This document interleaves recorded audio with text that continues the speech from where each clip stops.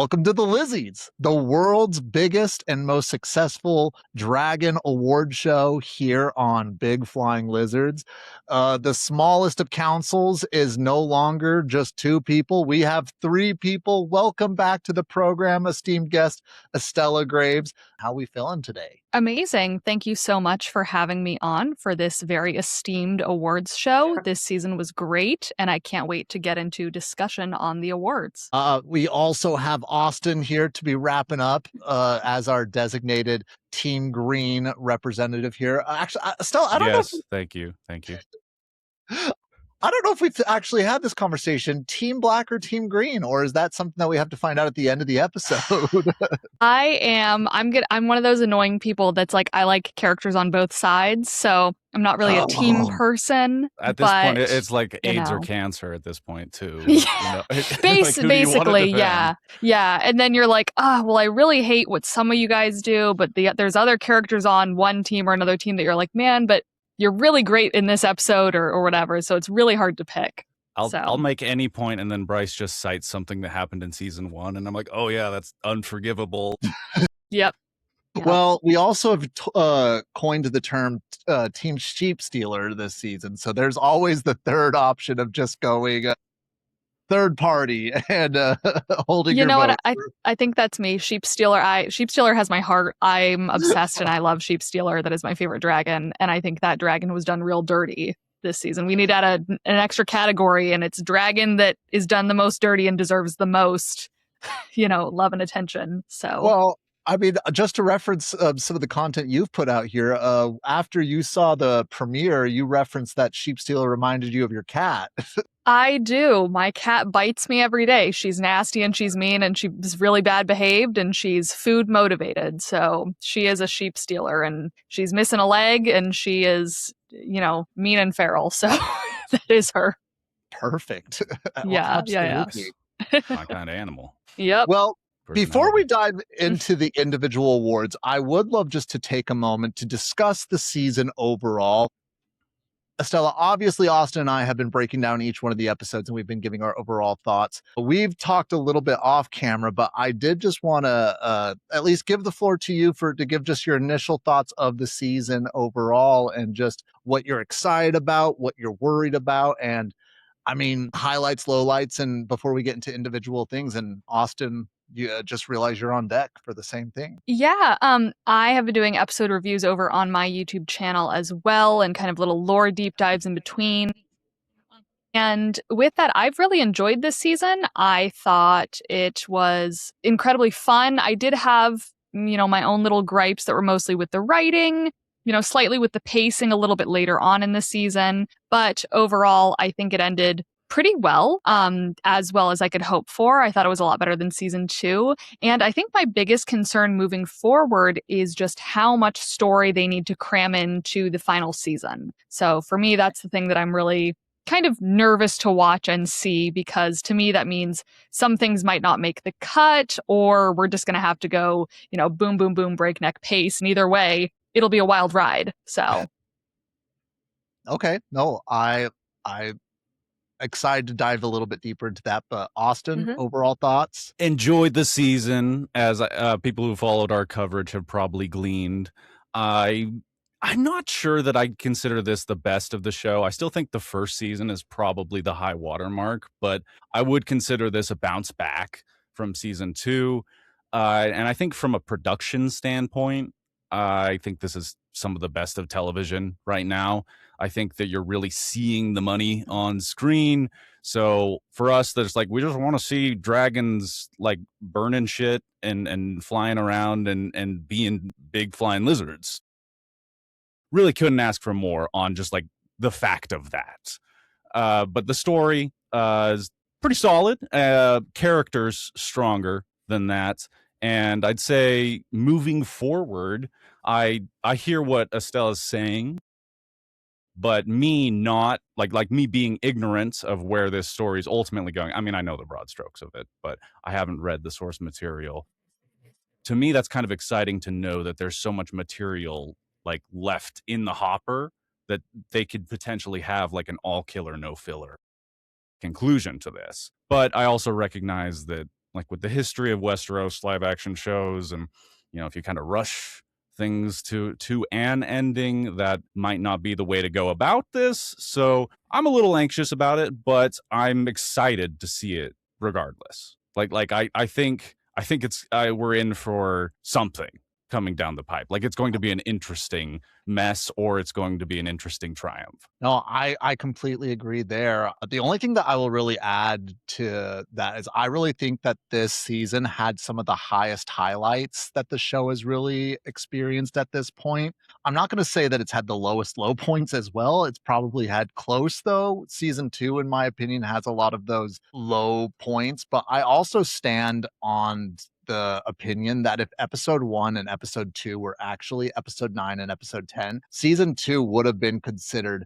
bare minimum a great season. It would have had a lot more payoff. But I'm also a little concerned about the pacing as well, because once we get past Queen's Landing, it does seem like the pacing sort of tapers off. And obviously they're trying to build up the Rhaenyra the Cruel storyline, and there needs to be a lot more story rather than action, but I feel like they could have done a lot more to do that.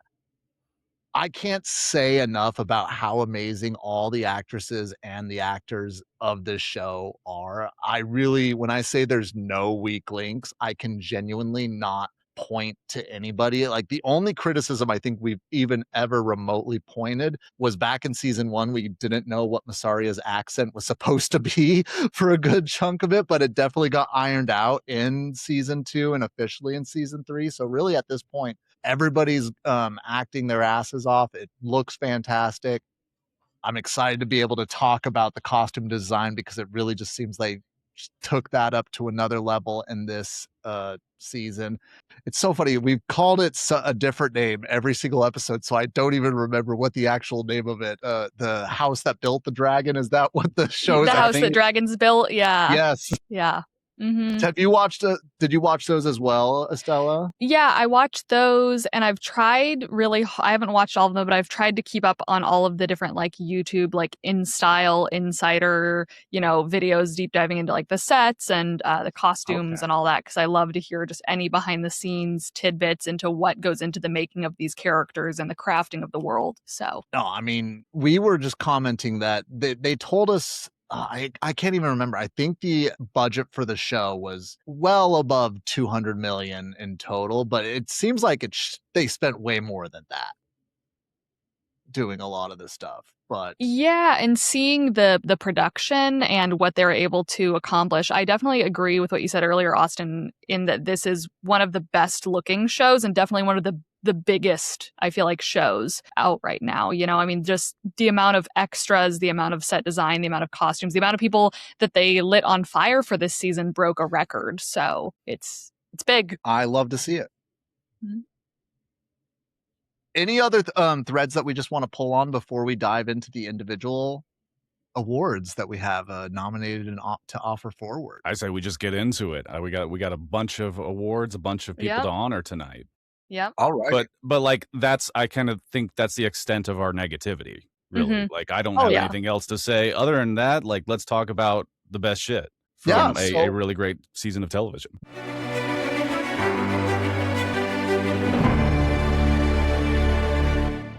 And if it's all right with you guys, I will go ahead and just set everything off with what I thought was the best set location.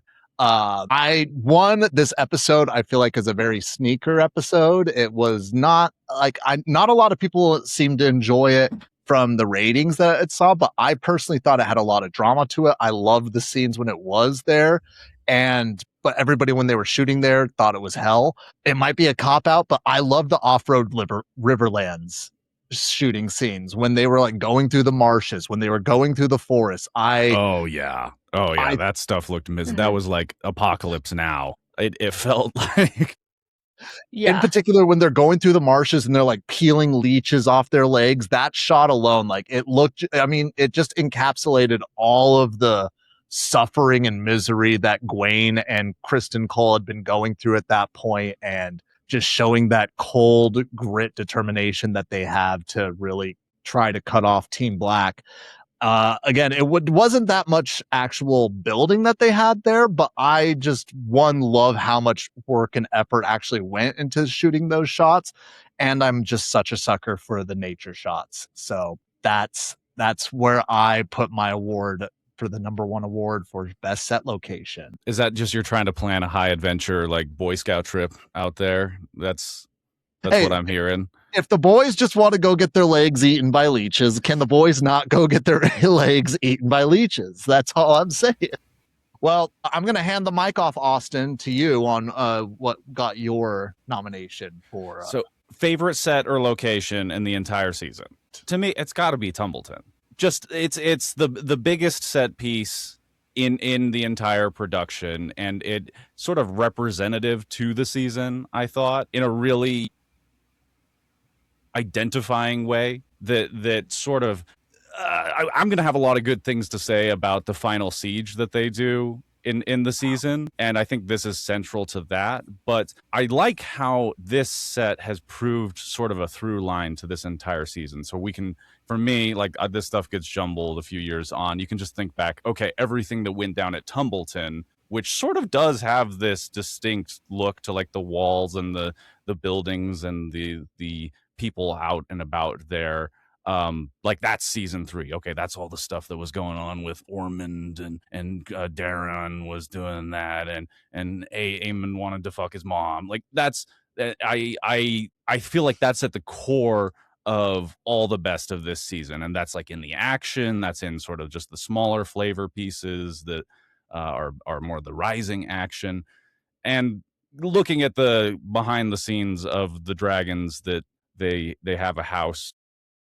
They built it. It's the way they just went all out with it is really exciting to me. Like and you can feel the texture to having a real set as opposed to like a projected thing. And I think that it actually does inform the performances and the world that they're trying to build, which is one of the main aims of this show. So that's my pick for sure. I mean, solid pick.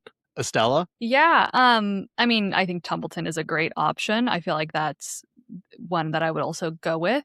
But to just throw out a fun third option, I'm going to actually say Rook's Rest, because I think it's really interesting that this is a place that we kind of hear about or really see from the sky last season. And then now in this season, we see on the ground how destroyed and devastated it is. We have the decaying melees, kind of hanging over the wall. We see how it's become basically almost like a penal colony for survivors, and just how like ramshackled together it is. And it really shows us basically what Tumbleton is going to be looking like in the next season, now that it has also been devastated by Dragon War. So I thought it was a fun juxtaposition to how idyllic Tumbleton was, of it's like this beautiful little town. Then we see another town, not too far away, that has just been absolutely destroyed. And all the best like one scene wicked characters from this season pop up there. It's just like the roaches come out. Like the guy that's running the little biz is like, you can see the dead dragon, but you gotta pay me. And then he's like, actually, these guys, we could probably take them. And yes, just very a lot fun. Of flavor in the, not just like the way it looks, because it's got the dragon skeletons and the ruins and that, but the people. Yeah. As I was rewatching scenes getting ready for this, something that I thought, and I wish I would have been able to say this on the podcast, was Rook's Rest in this season felt like what Harrenhal felt like in season 2 of A Game of Thrones, in my opinion. There was a lot of just like vibe, like obviously completely different areas, but just how everybody was moving around it, how people were going about, and just the amount of misery that was there was very similar between season 2 of Game of Thrones and what was going on at Rook's Rest. So I mean, that's such a fascinating little part that you've decided to pick there, and I completely agree that it's fun. And I think that also this just could be another thing that we can attribute, that there's so many different spots that we could have picked, because I also genuinely loved Flea Bottom. I thought they did a great job of just really spicing that up. I even considered doing just the ships, because they did create a whole set for the ship battles, and it was completely epic, and they were, as we said, not holding anything back when it came to these instances. Yeah. Anything else just concerning that, or do we want to move on to award 2? I was going to say a last honorable mention too is just the King's Landing Godswood. I feel like they really made it look like an idyllic little heaven, kind of haven, for Helena and for Alicent until Alicent leaves. And in a way that I feel like we haven't really seen the King's Landing Godswood since season 1, when it was Alicent and Rhaenyra very young. But then every scene that we got with it this season, I was like, oh, this is like the tiny little piece of peace in King's Landing, when everything else is chaos. I thought it was just very, very nature, very pretty, well handled. The only somewhat happy place in King's Landing. Basically, yeah.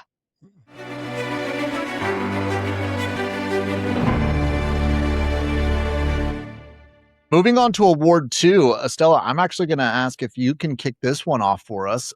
We have the best action sequence. Which did you select as your favorite action sequence in season 3? I don't know if I can pick an entire battle, the entire Battle of the Gullet, so I'm going to narrow it down to one aspect, and that is the dragon flying around aspect with Jace and Bela. Every time they popped up on the screen, it was just so tense and so scary, and there were multiple fake out moments where you think Jace is, he gets his little harness, snagged, and then Bela comes in and saves him. And then, as we all know, he eventually gets got. He gets got in the worst way, and it's a way that you think is not going to happen, and then it happens. And so for me, that is the best action sequence this season. Making me tear up remembering it over here already. Yeah. Austin? Right. It's like I'm also tempted to just be like, well, like Tumbleton, like just that like 25-minute slaughterfest is my action pick. But I don't think that that's fair. And if I actually am looking to narrow it down to more like a scene, I would go to the beginning of the season, that sequence there where they try to like get through the pass. I wish I had more of the like terms for what that actual region was, but I think the tension of that was there. I thought the world of it really came through. It had that nautical element, which I think just ups the danger. And it had that big character moment with Corlys of like making the decision. Does he go back and save High Tide, or does he deal with this? So that's what I'm going to go with. Big surprise. I go with the nautical pick, Bryce? And you also have that great moment with Sharako too, then choosing to push Tyland off the boat, kind of right around when they're going through as well. Like that is a really good pick, actually, for like best action sequence. So, and it's like the most Odyssey coded action sequence in it. So it's very in vogue. Yeah, pat myself on the back there. Well, and ever since season 1, we've been saying, like, why do the Velaryons have full plate armor when they're all seafaring? It makes no sense. Like, they're known for their boats, but yet they're over here in full plate armor. And I mean, I'm laughing because the Lannisters are also known for having their fleets, and they're over there getting fully suited up to go on a boat. And it seems like Sharako's the only Sharako's men are the only people that don't have full plate armor and are actually prepared to go and fight on boats. But I do find it awesome that we're all sort of in the same mind, because I specifically picked a moment in the Gullet when, like, from the moment that Sharako completely just bum rushed Corlys's boat and split it in half to when Alan and her had their just duel at the bottom of the boat. I genuinely just loved that Pirates of the Caribbean feel where they're just on the boat fighting back and forth. You got to see Corlys with his Auric and going just completely beast mode on the deck of the boat there, and Alan just having that emotional moment when Corlys died.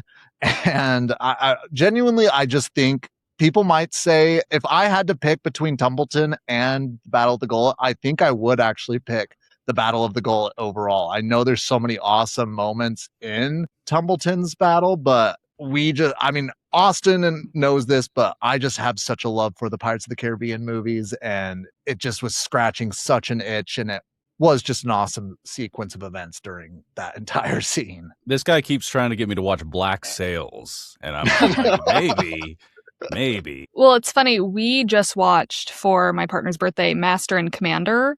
I don't know if either of you have seen that film. Cool movie. Fabulous movie. It was so good. And that is also like a lot of naval battles and things. And so, yeah, I could see why. It's like if you love Pirates of the Caribbean, if you love, naval battles, it's like this is a naval battle with dragons. Like what else could you want? So it's a hard one to beat for sure. Russell Crowe counts as a dragon, right? Bryce? Like if he's in a movie, we can talk about Master and Commander, Gladiator. Yeah. He has big dragon energy, as we like to say. Yeah. I'm going to make you watch that one. It's a really good movie.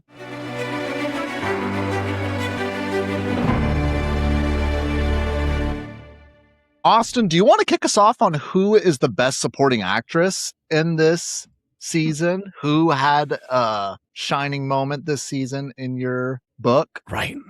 It really comes down to two options. And I have a feeling that between the three of us, they're both going to get highlighted. So I'm just going to say that my pick would actually be Gayla Rankin as Alice Rivers in this season. Because of how much fun and flavor I think she added to the show, which that's what I'm after. That's what I'm after. Weird characters. I want this show to be distinct and memorable. And I think that's what she brought.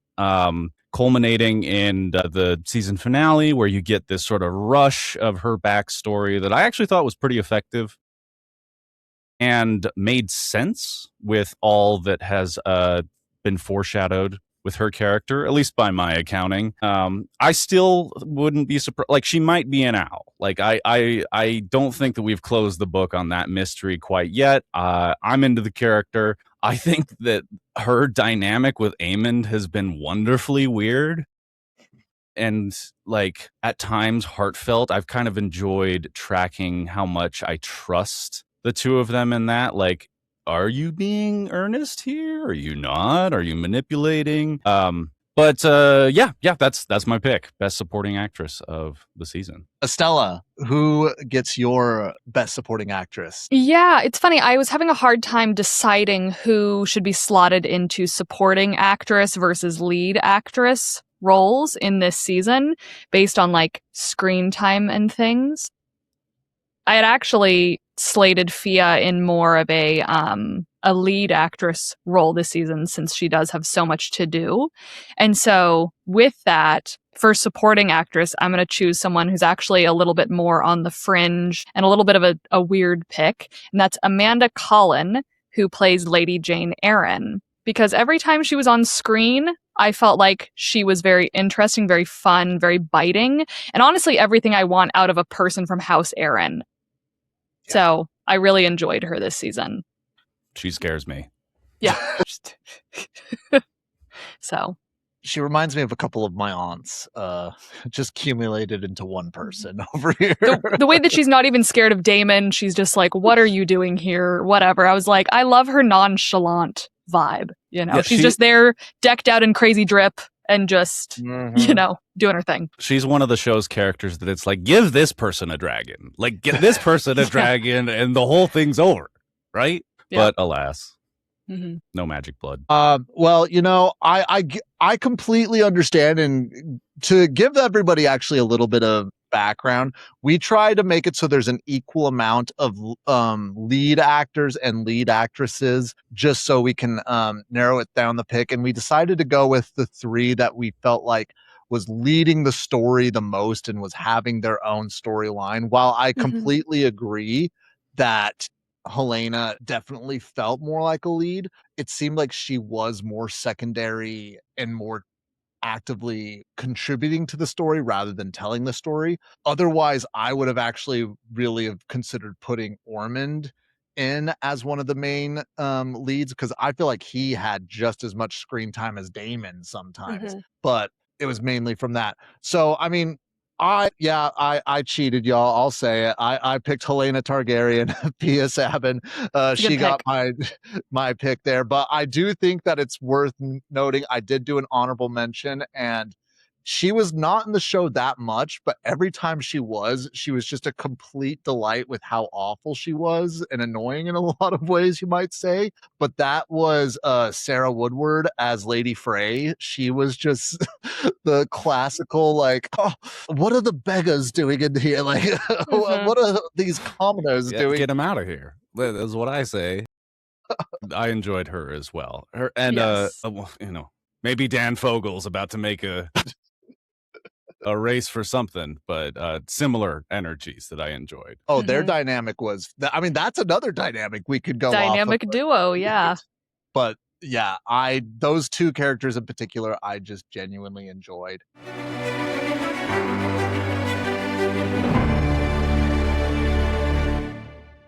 For best supporting actor, I actually think I showed my hand a little bit too soon. I just have to say, Freddie Fox as Gwaine Hightower.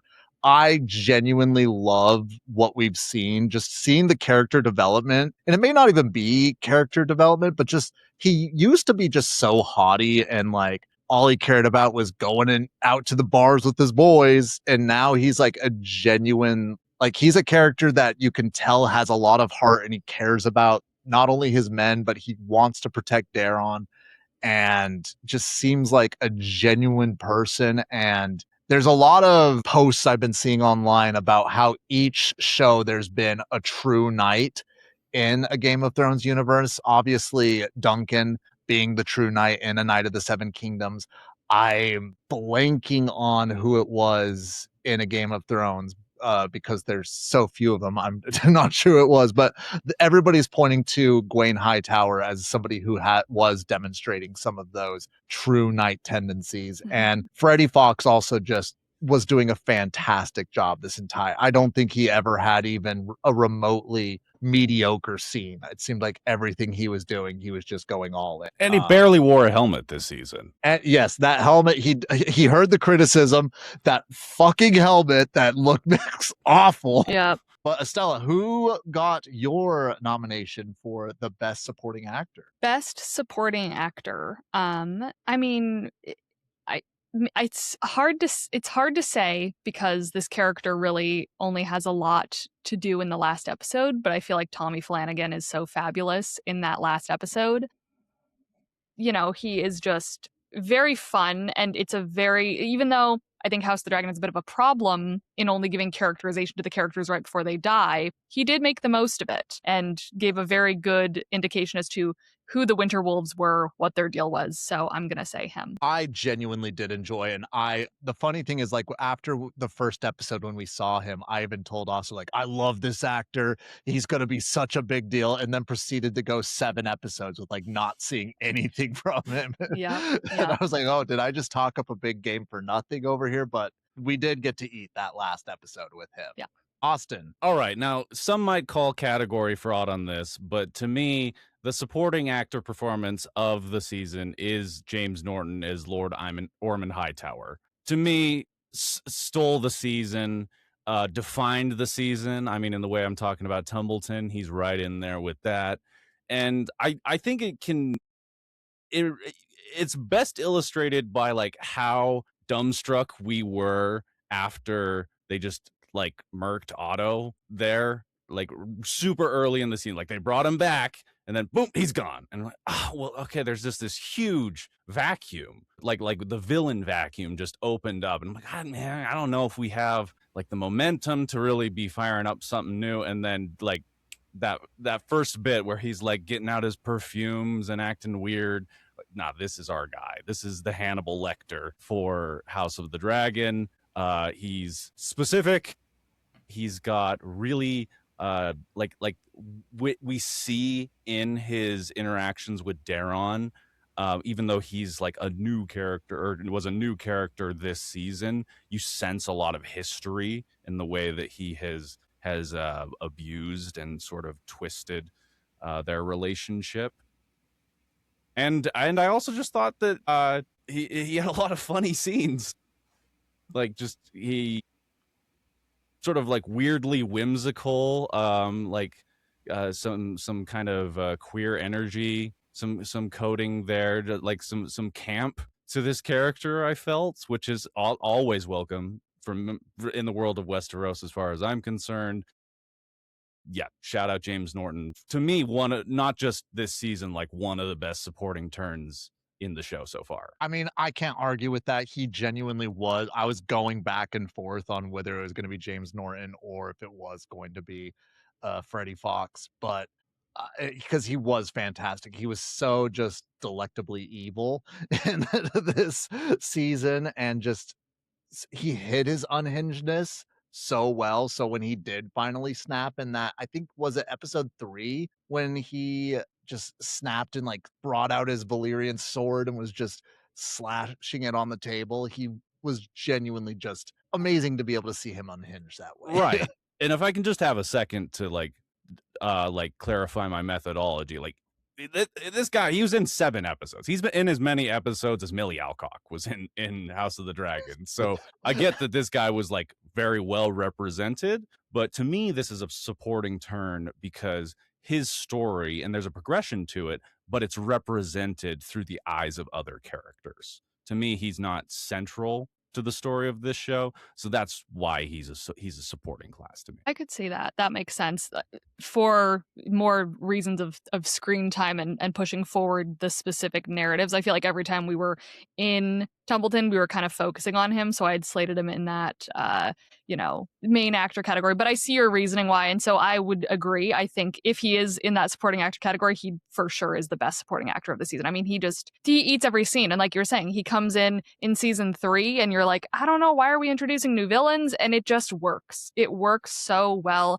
and he adds so much weird nuance to it. It's like, oh, you have a little bit of Ramsay here, and then you have a little bit of, I don't know, like you're saying, it's a little bit quirky. He's got OCD. It's just so fun. He's thinking about going vegan. Yeah. Like, where'd that come? But it works. It makes sense. It works. It's really fun. If I could also just throw in also an honorable mention, I would say yes. Tom Bennett, who is Ulf. I feel like did a really good job this season of, I just think about that scene where he's like, they're not going to laugh. They're going to burn, just, ooh, so spooky. And it's like a character that's been pretty jovial and pretty like, oh, Targaryen, your grace. And then you see this turn in him where you're like, oh, you have the propensity for evil now. You actually have a dark side to you, which is very fun. You genuinely saw an amount of range in his acting in that season because he did have some of the goofiest scenes, but he also just, I mean, it was just almost sinister at that, like with the fire lighting, and I don't want to say Joker energy, but that's the only thing that was really reminding me of, like when he was sitting there smiling at Ormond. But I also like to imagine that Ormond was like gagging and doing everything he could not to bomb it that entire time. Because I'm sure Ulf smells like dragon like crazy and is not a. Oh, and I love in that scene, he has one of those little incense burners and it's wafting over Ulf, like towards Ormond. So it's like trying to mask the stink. It's a lovely little detail. So.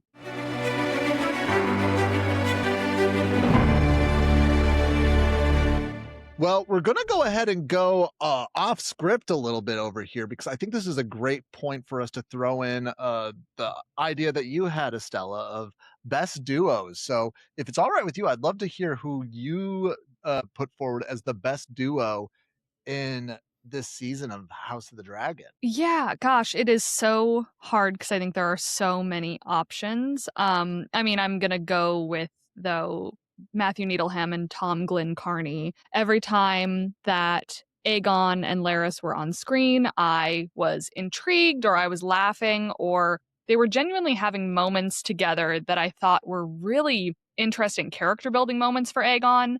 And so I was very excited every time I saw them. So I'm going to go with them. I mean, I'm just going to go ahead, Austin. That was who I had.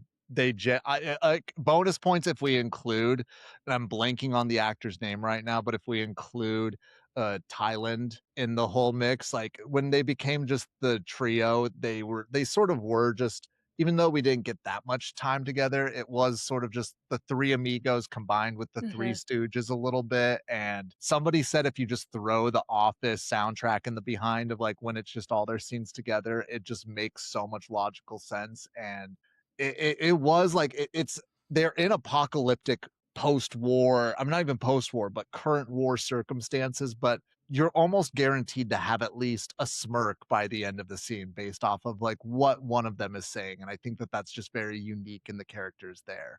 But not to steal exactly what you were saying over there, Estelle, but that's all No, I'd it's be fine. It's a good adding. duo. It's a great duo. But Austin.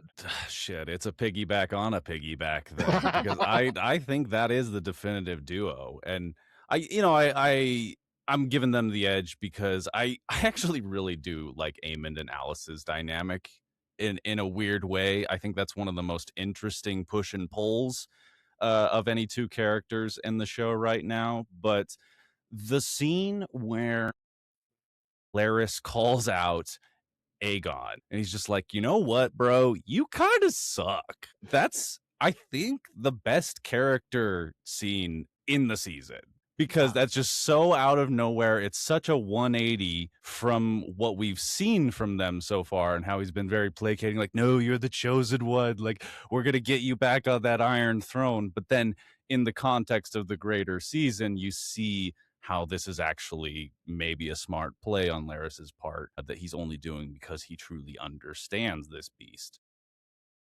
It's unanimous then. That's the duo. Yeah. I will say my honorable mention might be cheating because one of the characters is not an actual actor, but a computer animation. But Daemon and Caraxes, like that is also just, I love their relationship between Dragon and Ryder because it's clearly they have the most personality out of all of them. And I know that you've mentioned this, Estella, on your own channel and on other people's channels, is that a big gripe you have is just we don't get to see that dragon and rider. The dragons are not just these mindless beasts. And I feel like with the exception of Caraxes, the dragons are like that. But when Caraxes is on screen, you get that sense of just being a little bit rebellious like Daemon is. I mean, I just think of when Caraxes could smell sheep stealer. Like Daemon's over there like smacking him, like, what are you doing? Like, we gotta go.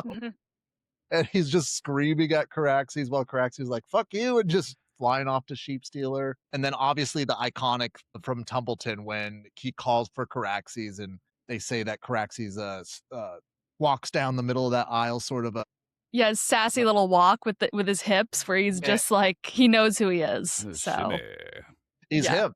He is him. Yep. But that would be Very my well honorable done. mention there. Yeah. Honorable mention, we kind of touched on it earlier. I was going to say Freddie Fox and James Norton. I feel like Ormond and Gawain were very fun back and forth, very quippy to each other, very sassy, in a way that it feels like it's like we're family, but also we hate each other.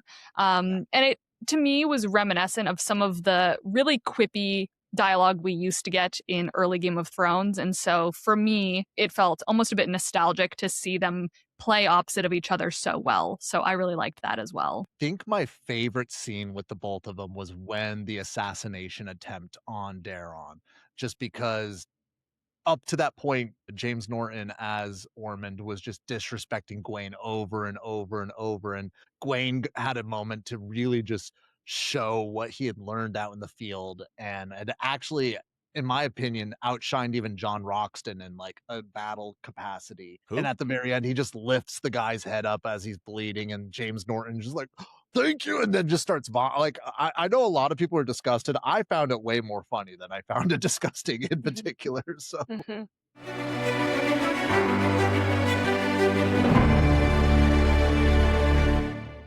moving on to the next category. This one, I know, Austin, we texted back and forth about how this one's going to be a difficult one for you. And I am excited to hear it. We're on to the best track from the score. Austin, what was your favorite track from this score of a season 3 of that game of House of the Dragon, not Game of Thrones? You're going to make me lead off on it? Absolutely. Yeah, because I let you know that I had it narrowed down to about 4 very valid options in my mind. And ultimately, I listened to the entire soundtrack about 3 times.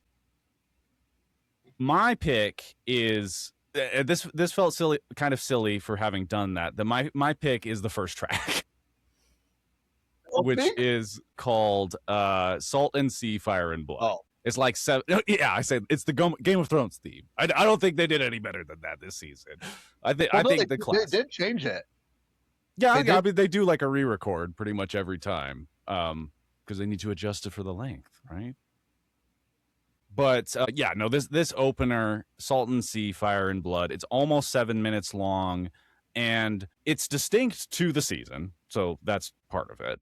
But you're getting a lot of sort of precursors to what they're going to be doing. But my favorite aspect to this track is just this colossal low tone that plays throughout it. That like we've been wondering, like, where's Vagar? Like where this season, I mean, obviously they're the third chair, they're on our podcast, but Vagar the dragon, like, where did she go? I think she landed in this part of the soundtrack, because you get a nice 5-1 setup, or like some decent headphones there, and it's very present, and it's huge, like it has that scale on the audio side. I mean, I had a lot of runner-ups too.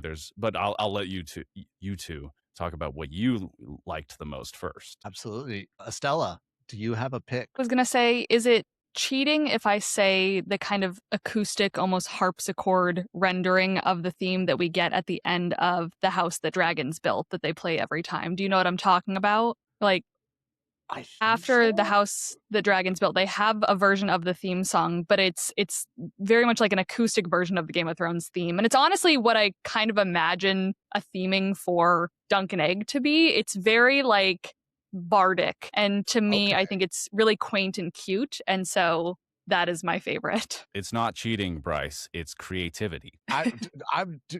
There is no cheating on this podcast. Okay. This is Absolutely not. No. Yes, this, and this podcast is Calvin Ball for any of the Calvin and Hobbes heads out there.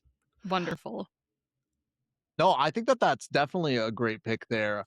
My pick, I do have to say, Austin, Salt and Sea, Blood and Fire was my runner-up, but my number one was Blades Out, which I think is like the overall song for Tumbleton, because you get like the smashing of the shields, the axes on the shields in the background. It's just got a dark and menacing tone to it, and it just genuinely, I could see myself adding that to my gym playlist. I have Estella, dude, I have I was running to it today. I'll fully cop to it, because I know I'm not alone. Like, this shit goes in the gym. I have an entire playlist just of original soundtracks from films and movies, TV shows, and this is definitely making that playlist over It's here. 25% Raminjuity. Yes. Yeah. And then Yeah. 25% whoever did that Attack on Titan soundtrack, right? Oh, it's not Mhm. 25%. It's like 75%.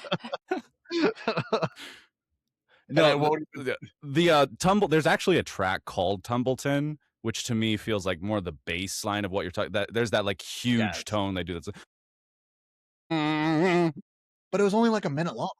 yeah. So that's like, if people want a taste of the most concise version, that was probably my runner up. But what you're talking about, Blades Out, right? Blades Yes. Out. It's Benway Blanc. Knives Out. It's like the slightly like up-paced one. I think that's when they like actually are like moving forward, like charging on Tumbleton. So there are like 4 different tracks where I was considering like, okay, well, these are all kind of doing the same thing. It's similar to where my pick, there's also a track called Rhaenyra Triumphant that treads a lot of the same ground in a cool way. Oh, couldn't have But said it. yeah, I love that part too, especially that tone that they do and how that's tied in with the story of Tumbleton. Great stuff. Oh, yeah.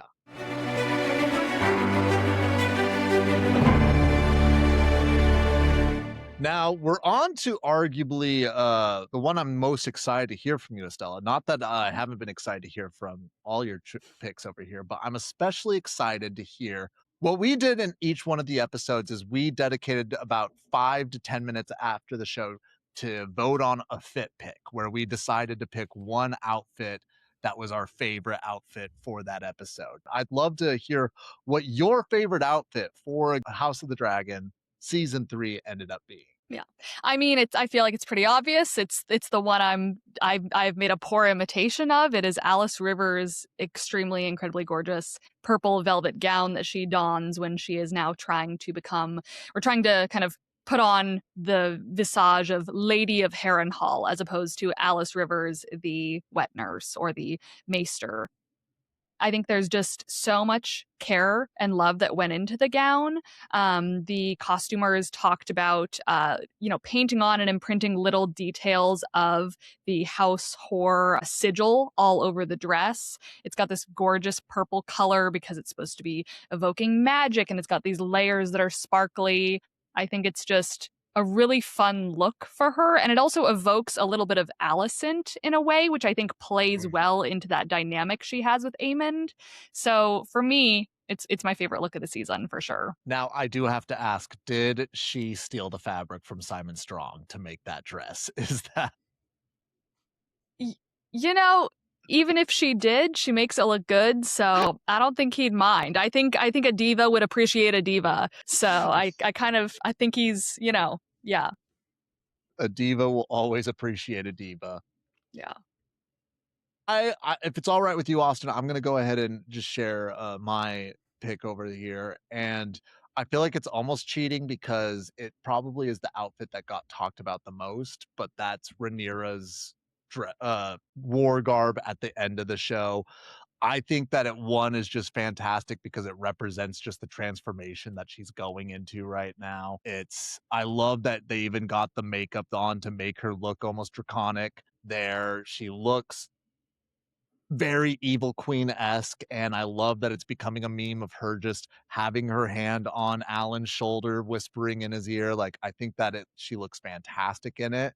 And this entire season, I've been saying to Austin in every episode that Rhaenyra's been trying to half-ass being a tyrant. She's been almost trying to be like a diplomatic, like politician, but also be a tyrant. And I've been almost screaming this entire time, like, you have to do one or the other. You can't half-ass either one of these. And I sort of love that she's leaning into it. Obviously, I've been spoiled on a few things that are going to be going on in the next season, so she may go a little bit too hard in the paint for being a tyrant, or maybe it's a little too late on being a tyrant over here. But I love just the physical representation, and I love that, and I feel like this outfit almost even represents just this descend into madness that we've been seeing all season long, unlike what we saw with Daenerys, where it happened in the span of like an episode and a half. And I think that it's just making for like the outfit is telling a story, and I think you would agree, Estella, in just saying that that's half the fun of these outfits over here. Oh, for sure. And it does tell a really good story. In the beginning of the season, we have her stabbing the last dress that she will ever wear. And then she takes on throughout the season, pants and more arguably masculine silhouettes, these kind of kimono style outfits. And then in this finale, it's the full transformation of now she's in full mail, and she has on, pauldrons, and she has, her chainmail coif. It's like we really see the transformation from I'm rejecting the societal role for me in a dress as a soft woman who doesn't do politics, who can't be queen, to I'm embodying queen, I am queen, to y'all aren't listening to me. I'm really queen now. I'm big queen. I'm being Damon now, basically, which I thought was great visually, very fun. The extraordinary double entendre with she's all male now. She's gone male. Full male, That's what you said, because she's in full male, but she's taking on more of a holy shit. And they even said, they're like, no, she realizes she has to become Damon, and so it's full male in all male, basically. So it's great. It's a great moment. Exactly. Austin? Now, the only thing really keeping me back from picking that as well, because it is my runner-up, and I think it's the most iconic look of the season, no doubt. There's a weird quality to the like neck there that kind of bunches up, and I'm sure it's like authentic. I'm sure it's a masterpiece. I'm sure they have the best piece on it, the people on it. But as far as the way it read on my television, that part just looked a little Spirit Halloween. And it's very present. You see, like in some shots, it makes it look like she looks amazing, and in others, this is my one little nitpick. Again, it's my runner-up. And you two spoke to its qualities and what it represents in the story. But if I'm just actually talking about like the fit that I want to own, which I think is the most fun way to take this category, shout out Estella, literally wearing your fits for this record. It's Ormond's like green leather that he's rocking throughout the series. And there's also that bit where he's got like that velvety green sash when he hears the troubles of the people. And you could even say that that's kind of feeding into like the way that the show's manipulating you about that character, where you're kind of like, okay, well, this guy, you know, he's seems like a bad dude, but like also maybe not. And like he dresses really well. So that makes me think that maybe he's got something going on, bit of a fuckboy haircut, but making it work.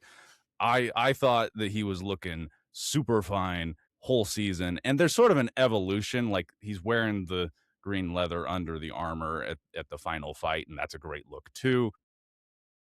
My boy Ormond, he's got to go home with a couple Lizzys here tonight, as far as my vote. Yeah, if I can just piggyback off that, I do think the Rhaenyra's coif, it did seem a little baggy and a little bit not quite fitted around the neck. Like you were saying, that is my one critique of the costume. I definitely agree with that. And I would say if this category was best dressed in the season overall, Ormond would take the cake. He looks so good this season, and his armor too is so fabulous. It has these engravings on it of the members of the Seven, and then in the center is the High Tower, and underneath the High Tower is the Stranger. And I just think that's such wonderful and lovely symbolism that you could dive into. Like his armor is so ornate and decked out. I think he really is like the most fashionable this season, since we have now lost Sir Simon Strong. Yes. They just take the divas away from us over here. They can only take the divas. Well, we're trying to keep it positive here tonight. Yeah. Right.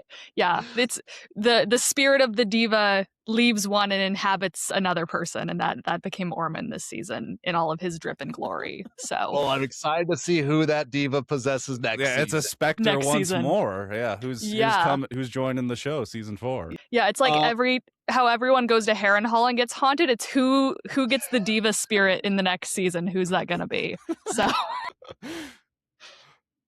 I do want to actually quickly just shout out my runner-up, because I actually went back and forth a lot on this one, and I'm surprised that, I mean, she got a little bit of love earlier, but I don't feel like we are giving her fits enough love, and that's Jane Eyre's like white and blue outfit. I think I literally was like, oh no, that's it. Like when we first saw it on screen, like it was, I do wish we could have seen a little bit more variety, because it seemed like she just wore the same outfit for the remainder of the season. It is part of that one though is how it looks in that particular setting. Oh, absolutely. Like, and she's got her dogs with the long hair and all that. Yeah, she has, I think, 2 really fabulous outfits this season. I like that they've taken the Arryn kind of silhouette from Game of Thrones, and they've really just made it more opulent with more velvet and more like gold flaking and things. You know, we saw Liza wear a very similar neck, but now Jane Eyre's is like totally decked out, and so that is also a very good costume of the season. So I know this is not costume related, but I do think it's hilarious that the Aerie has changed, I think now 3 times in its looks. Yeah. Like they cannot keep anything straight. It's also completely different from what it is in the book. So it's like, I get it. They can't really do exactly what George wrote without spending $1 billion on animating that, but I do find it hilarious. It just seems like, oh, next season we're gonna get a brand new version of it. completely different castle render every single time. It's kind of funny. But they also because it's you watch the mouse house outhouse that the dragons are in, and it's like I swear every single behind the scenes episode they're like, well, we're going back to this set that we spent $1 billion building and then we immediately destroyed, so we got to build it again. And this time, we thankfully, we have another $1 billion to do it. And I'm like, is there like the fandom runs so strong? They can't like auction off this stuff. They open up like another wing at Universal Studios or something. Work out a deal. I don't know. Right? You'd think. Well, they already have a few of them set up, don't they, from a Game of Thrones, or did they already demolish those ones? The Eerie room you're talking about, I think, is one specifically that they said, like, yeah, we had the whole set, we destroyed it, we had to rebuild it for this season. Yeah, I think they keep King's Landing pretty much like that one since they filmed there so much. But I think you're right. I think I remember seeing that the Eyrie they had to just completely recreate again. So, yeah. Well, I Good mean, for like, the craftsmen. They're staying busy. I mean, I know that I would look because when I went to Ireland, I specifically just made sure I went to all of the spots that they filmed, whether it was like the Greyjoy Castle portion or the haunted woods outside of King's Landing. I just made sure to be able to tag that.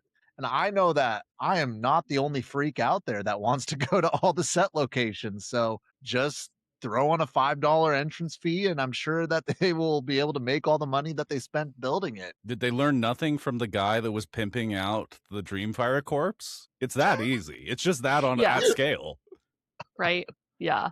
No, it's like, and after, because there is a small time between filming, do little tours then. Let people, people would pay a lot of money for a ticket to that, to just walk around the set a little bit, just to look at stuff. But That's a phenomenal you know. Instagram op. Yeah. Yeah. You can even have like a small gift shop where you're selling dragon eggs and some of the fits out there. Just make it into an entire Disneyland, but Game of Thrones edition.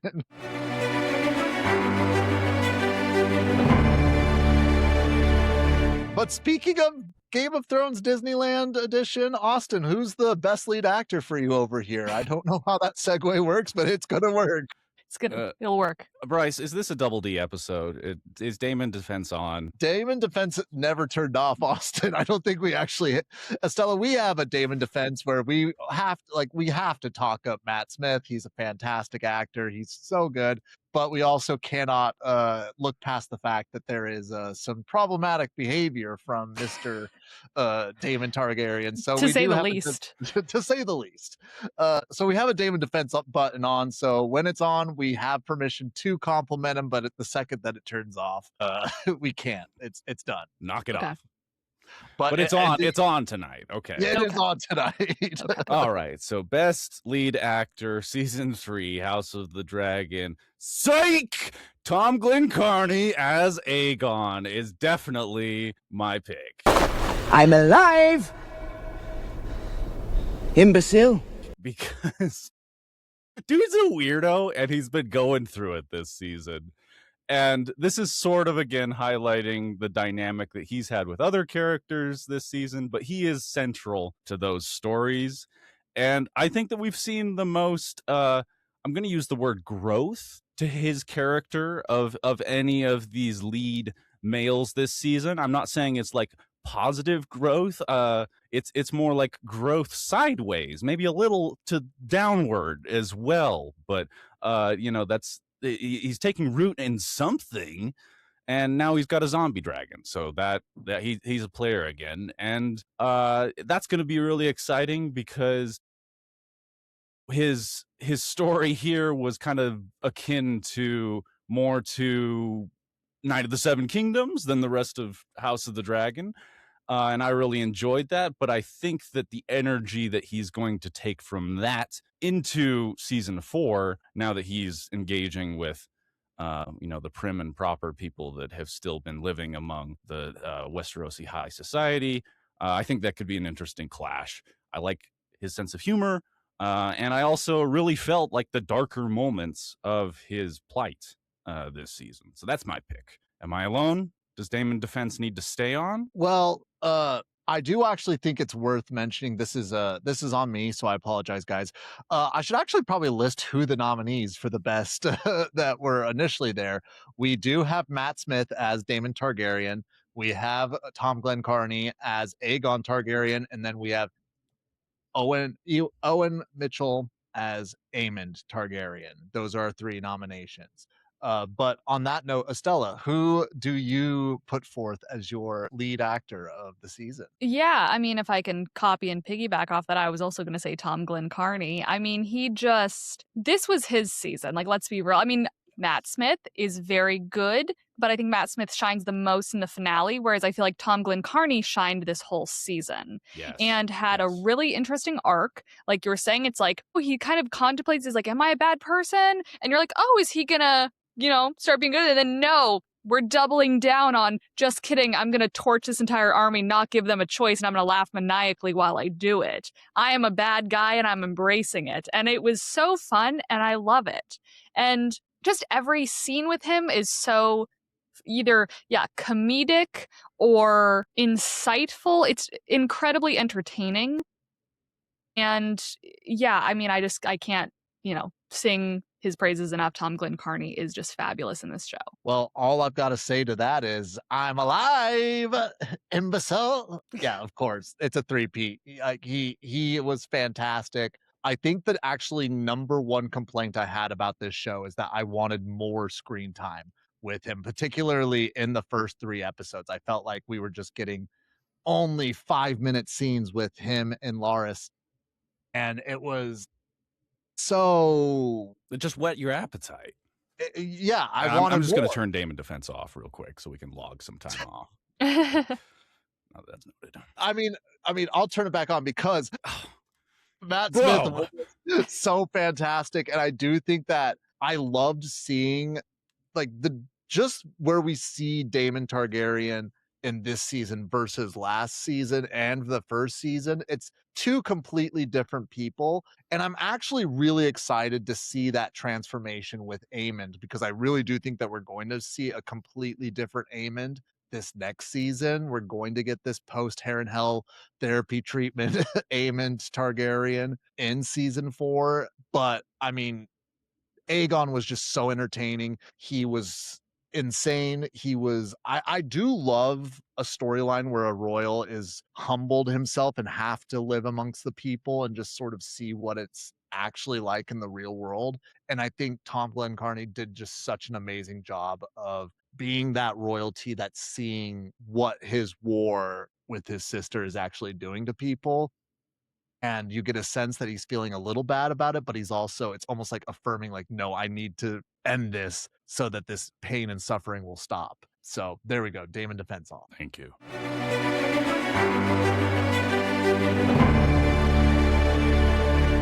But if it's all right with you two, I would love to kick off who I believe the best actress, which when we have this role, we are listing the best actress or actor that is portraying a female character in the show.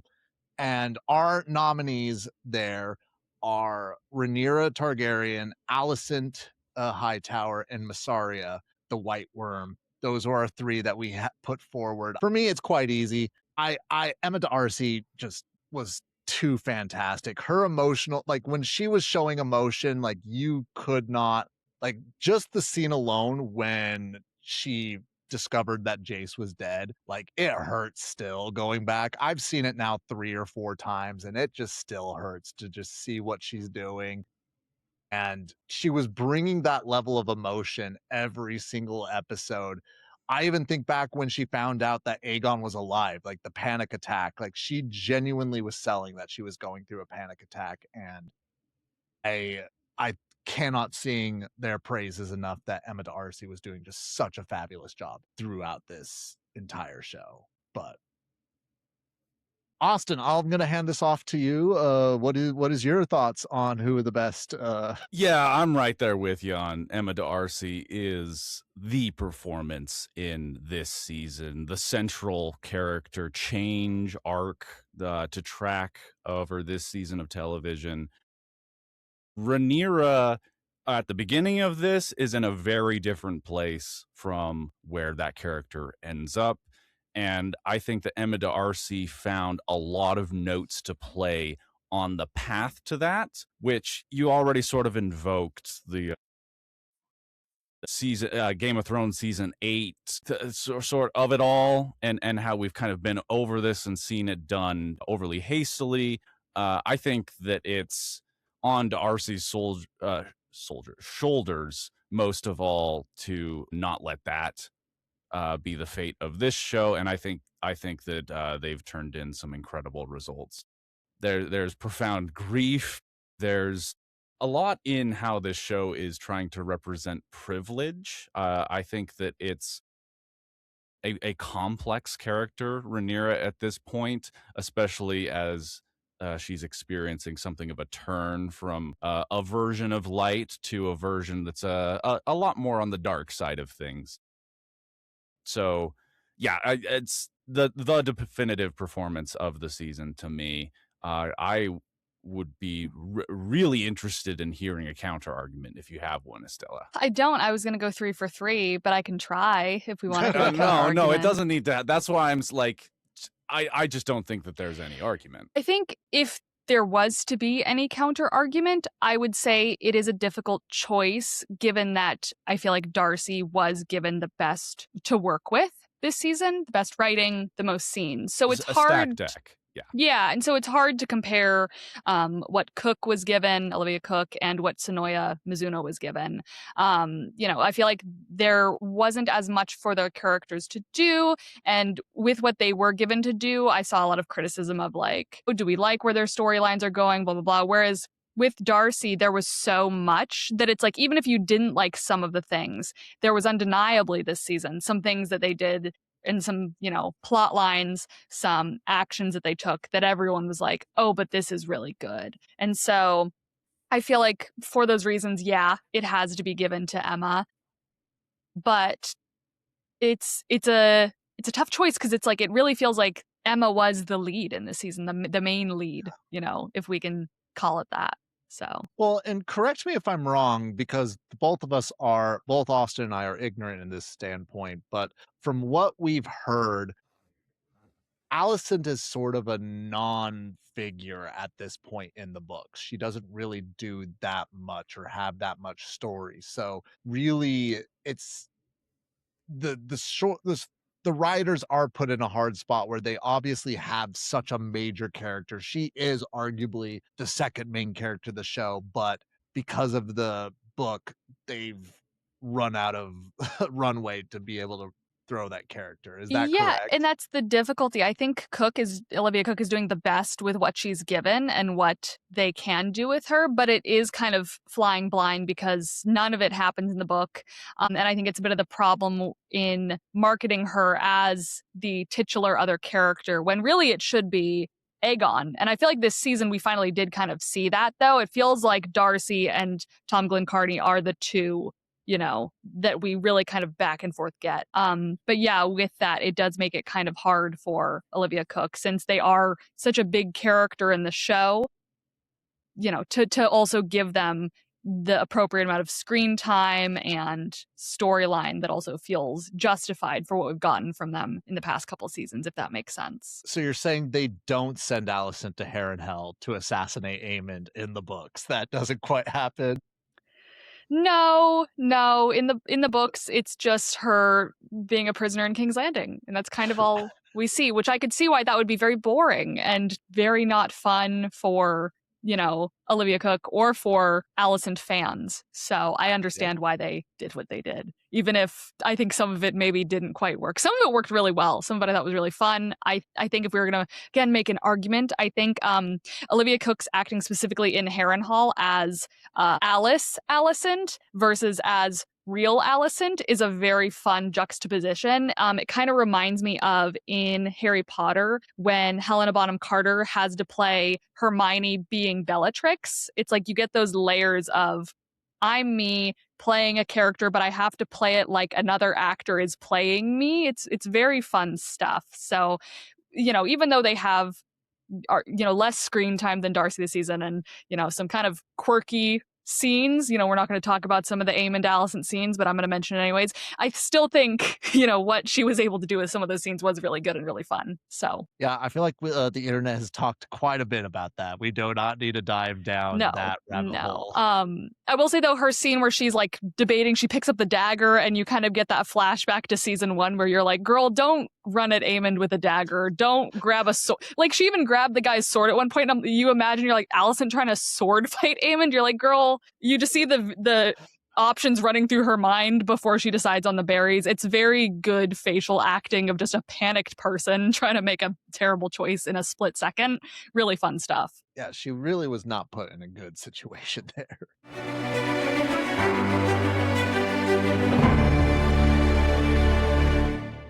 Now, this might be our saddest award. This definitely is one of the points where I had a hard time picking out. But Estella, just to make it so I'm not crying this entire time, I'm going to have you kick us off. Who the best actor or actress that we will not be seeing again in the coming seasons? Who is your pick? I mean, I think he really is just going to sweep, this award show, but I would say James Norton.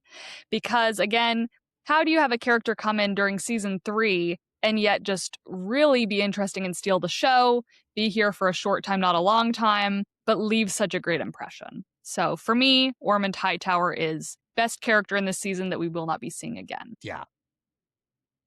I'll just say that is absolutely who I picked there for mine. He was so fantastic. I will say, as my honorable mention, and I genuinely, if you would have told Bryce back in season 1 that this is how I'd be feeling, I'd not believe them. But Rhys Ifans is my honorable mention. Like when he died in episode 2, I was like, I wanted to see more. I'm so sad that he was gone for so much of season 2. He's arguably one of the, like, in my opinion, he's up there with Patty Considine, like just so talented, so fantastic, and so easy to hate. And I mean, if I can interject there, That is a great pick. Yeah. Like, I kind of feel like we were robbed and that we never got we didn't get any scenes with Otto and Ormond together. yes. Like I just wanted one, like a glimpse into their dynamic, and Mhm. it didn't happen.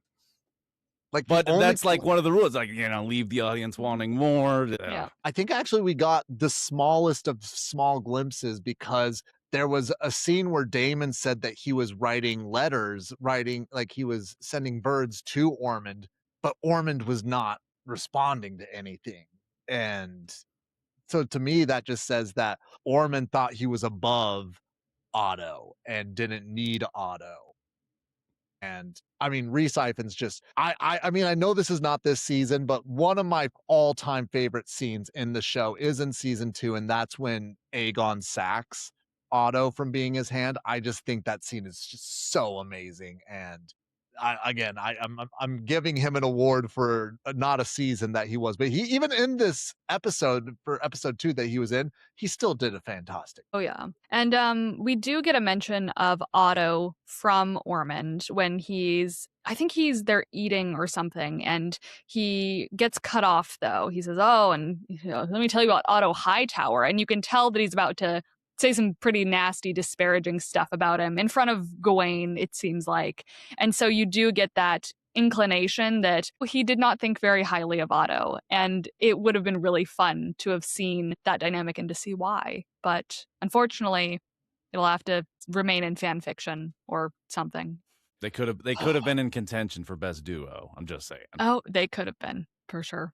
Oh, they would have been the messiest. They would have been so messy together. It would have been like Simon Strong and Damon in their peak moments together. Yes. And sorry, my cat is here and she wants up. I'm going to grab her. Oh, no worries. No, this is a feline-friendly podcast and a feline-friendly season. They got King's Landing cats. Yeah, she's here to give honorable mention to all the King's Landing cats this season. That was her favorite part. So. And Sheep Stealer. Yeah, and Sheep Stealer. So. But Austin, who is your best actor or actress that we will not be seeing again? James Norton, Lord Ormond Hightower. Good shit. And all I'll say is whoever fills the newly reopened villain power void, like Bond villain is the pitch. Take notes of what was happening here, make it your own thing. But I think that this man struck the exact right tone for the character he was cast as. Oh, for sure. A shout out to Fia Sabin as well in this category. That's maybe 2 runner-ups makes a whole Lizzy. I don't know. Well, I'll also say shout out Harry Collette as well. Like we're not going to see anybody surface like our boy Harry was this entire show. Yep. Just the looks maxing character of the show. Yeah. R.I.P. before looks maxing was a thing. Yeah.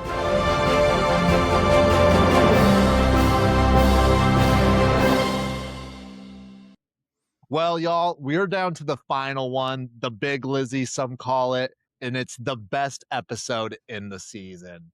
Austin, do you want to kick us off on the best episode of the season? Ooh, this to is you? like I gotta put my chips down first here. I'm gonna go with season 3, episode 8, The Treason at Tumbleton, also known as The Big Tit for Tat. The production on this was next level. And the way this culminates so many narratives that we've been following for the episodes up to this point. I think the exchange with Rhaenyra and Elena, where she's like, everything you love is ugly, or everything she cares about is ugly, and how the caterpillars are beautiful, it is sort of the show stating its thesis, but it's doing it really elegantly by my estimation. This is a hugely tragic episode for Alan, who I feel like's been sort of an underutilized, not underutilized, but like focused on character until like right at the end of this season. You're like, oh my gosh, this guy is like a totally different person than he was a few months ago. But to me, that's still like played. Like I saw how he'd get kind of caught up in the cult of Rhaenyra that's building. And then this is also with the Alice Rivers lore drop. So there was a lot to appreciate about this finale that was in character as well as the action.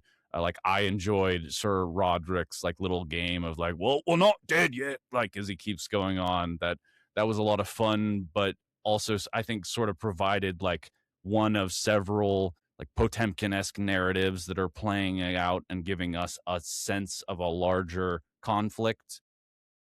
Really excellent episode of television, but I didn't think that it was like a runaway. I think that there are a lot of highs throughout this season. So interested to hear what you guys thought. Yeah.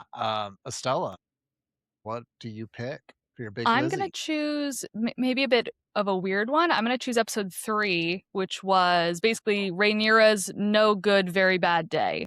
That's my runner-up. So, yeah, yes, good. Because I'm like, I know some people didn't like this episode. I really liked it. It reminded me the most of A Night of the Seven Kingdoms in the way that it just follows one character having just dilemma after dilemma and just problem after problem. The way the score kind of tings every time something bad happens, and Rhaenyra is just like, you can just tell she's becoming more and more fed up. Daemon constantly in the background reminding her, and you still have to kill Daron, is just so hilarious. And it shouldn't be, but it is. The rat feast, just every little moment going bad. I loved this episode. I thought it was a very fun character study. And it was a little bit of an insight into how the books are, the main book series that go chapter by chapter, just following one character in their POV. And it made me think, oh, what would this entire show be like if we were just in POVs in characters' heads? And so for those reasons, I loved it because it was just so creative and weird and comedic. So I'm just going to echo what you both said, essentially, that each one of these episodes I feel like could make an argument, and I genuinely do love both of those episodes. And I also love the fact that I don't think none of us picked the same episode, which I think is great, because for me, I think the best episode was episode 2, Queen's Landing. I genuinely just from start to finish loved this episode. When it was, I mean, you saw so much emotion from Darcy when it was Jace, to when she executed Otto Hightower. You got to see the joke that we were telling this season, Estella, is that Damon's love language is acts of service. And he was doing acts of service for Rhaenyra this entire episode by getting his wife the castle. And Bryce, you're gonna have to turn Daemon Defense back on if you keep talking like this. It's back on over here, because he was doing a lot of he was serving his queen a castle, and he did it well. And really, I think it also had just a fantastic score. It had so many moments where I thought it was going to end, but then another scene would pop up and it just kept us on our toes the entire time. And I'm going to say it one last time and then I'll put it to rest. I'm so angry that this was not the season finale to season 2, because if that was the finale to season 2, and if episode 3 was the not pilot, but the season opener to season 3, I think that there'd be so many different opinions out there. But all 3 of those episodes I genuinely do love. I just have to put Queen's Landing at the top. That is a really good one too. And I was going to add, it is a good episode for Daemon, because where Daemon thrives is, doing violence for his wife. Here, wife, take my Valyrian steel sword. Here, wife, let me cut down these guards for you. Get behind me. Where Daemon does not thrive is, let me do small counsel for my wife. Let me sit in this room and I hate sitting at this table and I have to do politics. He really, his happiest, it seems to be when he's able to marry, I get to do violence and kill things, and also that makes Rhaenyra happy. So. Well, we were talking about in the Tumbleton episode when Rhaenyra told Daemon to go take Tumbleton. Like, I don't think he's had a bigger smirk on his face the entire show. And he's like, it'd be my absolute pleasure, my queen. Like, yeah. You can tell he's very happy versus when they have to do small council stuff, or when she's like, go get money for us from the Vale. You can see he's just kind of like dragging his feet of like, I don't want to do these things. And so when he does get to do something that he clearly wants to do, and it aligns with what Rhaenyra wants as well, that seems to be where he thrives. Well, David Defense is still on, I just want to point out, because I want to point out somebody has compiling a list of all the things. If they just would have listened to David and done what David said, things would have gone completely different. And I even think for episode 3 in particular, I was like, what's stopping them from just Jacarising Ormond's forces right there? Like they that would have solved so many issues if they just would have done that. And yeah, just one quick war crime, just one, and then we're done. Yep, I mean, it happened anyways at the end of the season, and I mean, it arguably became worse because it also then struck civilians. So, David is the king of war crimes. They named him as king of the narrow sea. No, he's the king of war crimes. That's what he was named over there. Yeah. He wakes up and commits 3 war crimes and then goes to brunch. That's just what he does. Yeah. Well, yeah, it's it's in regards to war, probably kind of good to listen to the war guy sometimes, as much as we don't want to. From a safe distance back where we aren't suffering from the repercussions, absolutely listen to the war guy, listen to the warmonger. Not always, but sometimes in certain instances. Maybe let's not conquer the world and make the new Valyria just yet. We got to get King's Landing in line, but maybe we should have dealt with Ormond and his forces a little bit sooner. Yeah. And also, Dorne might be worth conquering first, like that. Like, if you're not able to get your backyard in order, maybe think about. But who am I to judge? Well, guys, thank you so much for coming on this year's 2026 Lizzy Awards for House of the Dragon Season 3. We're going to be so excited to be able to come back and do Season 4 and possibly do like a big Lizzy Award, because it will be the finale wrap up, because we do only have one more season of House of the Dragon. We're going to be anxiously waiting. Luckily, we found out that Night of the Seven Kingdoms is slated to be dropping at the beginning of 2027, so no dragons, but it'll scratch an itch for sure to go back to Westeros. Before we take off here, Estella, do you want to plug anything in particular? Nothing in particular. I mean, I guess just for your audience, I'm also here on YouTube under Estella Graves, as well as Instagram and TikTok. Do a lot of A Song of Ice and Fire content, kind of lore deep dives and things. And then on Instagram and TikTok, I do a lot more memes and things like that. So if those are things you're interested in, feel free to check it out. Well, in the meantime, I think it's only fair, because he got the 3 sweep, we have to say, Tom Glencarney, if you do see this, love to have a conversation with you, love to talk to you. You seem like a fun guy in some of the interviews that I see, and I definitely could see just laughing at this. So be sure to tag Tom, even though you're not allowed to tag him on Instagram. He has that set up, and I've discovered that this season. But in the meantime, be sure to like, share, subscribe, share with your mom, share with your dad. and share it with all your House of the Dragon fans because, this is the only content they're going to be able to have other than Estella's and our other friends out there doing Game of Thrones content. So until then, peace.